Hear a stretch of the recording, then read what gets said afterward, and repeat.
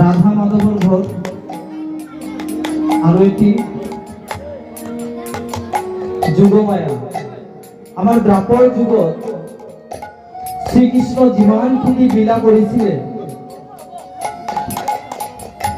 শ্ৰীকৃষ্ণই যিমান লীলা কৰিছিলে সেই লীলাৰ একজন পৰিচালক আছিলে যুগমায়া, যাৰ দ্বাৰাই সকলো লীলা শ্ৰীকৃষ্ণই কৰিব পাৰিছিলে।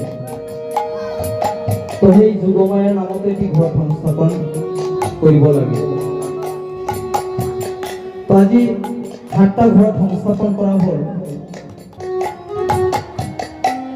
এতিয়া কি আমাৰ অধিবাস হৈ যাব? কবিয়ে কৈছে নহয়, মাত্ৰ ঘৰত সংস্থাপন কৰিলে অধিবাস নহয়। তেনেহলে কি কৰিব লাগিব? মাত্ৰ ঘৰত সংস্থাপন কৰিলে অধিবাস নহয়। ইয়াতে কি লাগিব? গুৰু গোসাঁই লাগিব, লগতে ভক্তবৃন্দ লাগিব।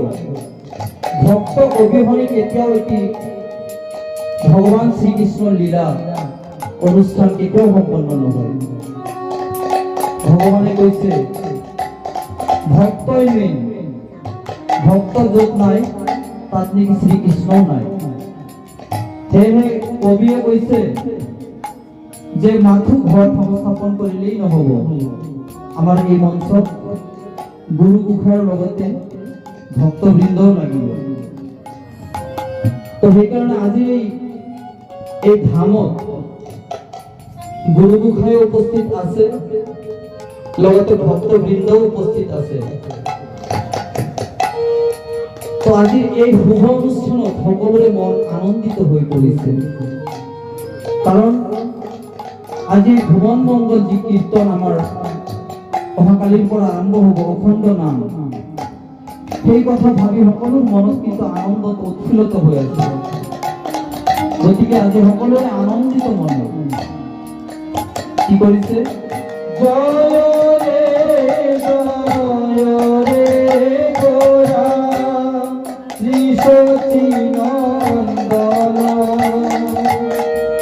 জয় রে গৌরা শ্রী সচিনন্দন, মঙ্গল